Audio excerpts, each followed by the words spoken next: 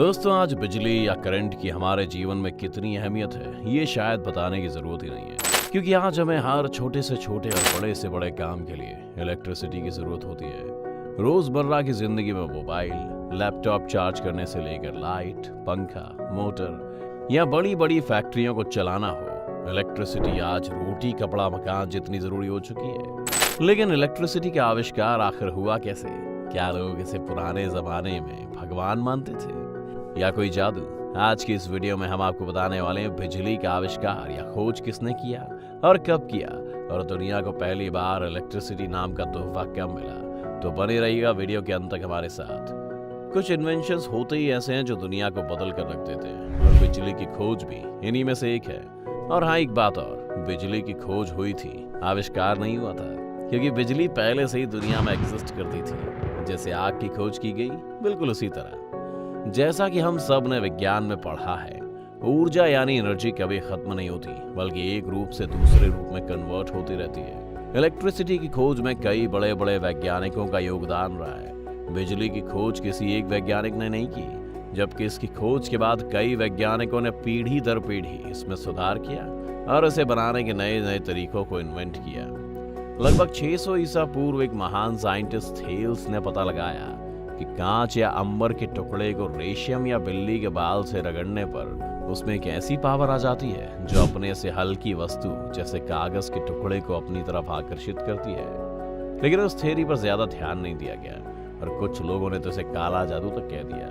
बाद में थेल्स ने इस पर काफी रिसर्च की और उनको ये समझ आ गया कि जादू नहीं, साइंस है, क्योंकि अंबर को ग्रीक में इलेक्ट्रॉन कहा जाता है।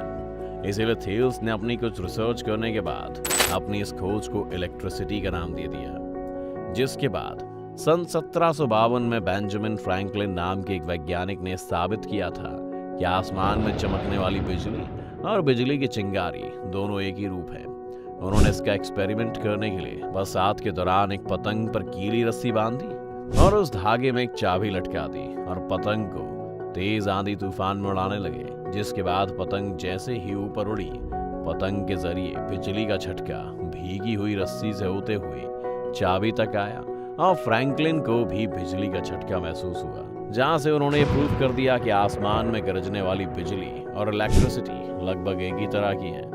अपनी जान को जोखिम में डालकर आखिरकार उन्होंने खोज कर ली।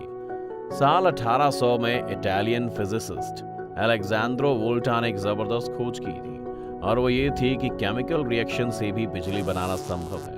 और उन्होंने एक इलेक्ट्रिक सेल का आविष्कार किया जिससे बिजली प्राप्त की जा सकती थी। वोल्टा ने एक इलेक्ट्रिक बैटरी पॉजिटिव और नेगेटिव कनेक्टर्स को इस्तेमाल करके बनाया, और इसी साइंटिस्ट के नाम से वोल्ट यूनिट को रखा गया। डीसी के आविष्कार के बाद सन 1831 में माइकल फैराडे ने बिजली की खोज में सबसे क्रांतिकारी काम किया।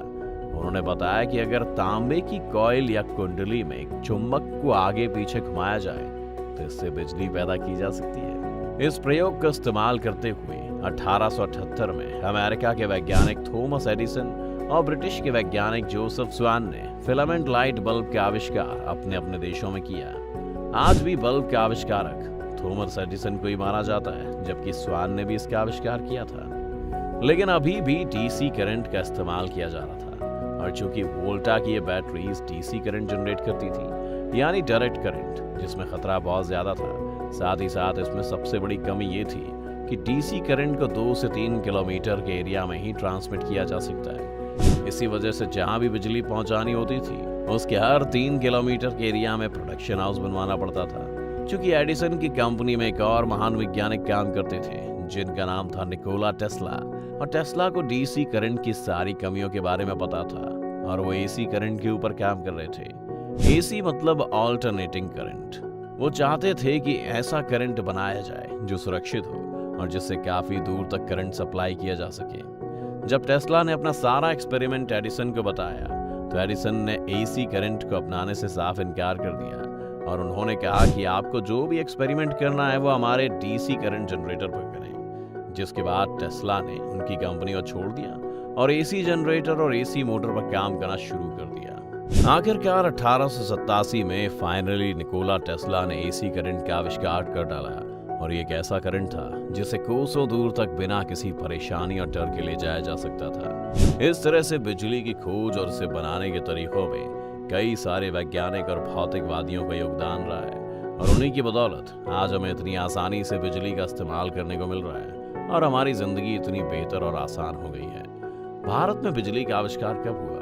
अब अगर बात की जाए भारत में बिजली सबसे पहले कहाँ आई या भारत में बिजली का आविष्कार किसने किया, आइए जानते हैं। भारत में सबसे पहले बिजली 1879 में कोलकाता शहर में आई थी और भारत में सबसे पहली बिजली बनाने वाली फैक्ट्री भी सन 1899 में कोलकाता में ही लगाई गई थी। उसके बाद सन 1905 में दिल्ली में डीजल से बिजली का उत्पादन शुरू किया गया। उसके पश्चात धीरे धीरे दूसरे शहरों में भी बिजली का उत्पादन होने लगा। इस तरह से भारत में बिजली का आगमन हुआ। अब हमने ये तो देख लिया कि बिजली की खोज कैसे हुई। आइए जानते हैं आज हम बिजली कैसे पैदा करते हैं, यानी बिजली का उत्पादन कैसे होता है। दो तरह से बिजली का उत्पादन किया जाता है, पहला है प्राइमरी सोर्स और दूसरा है सेकेंडरी सोर्सेस।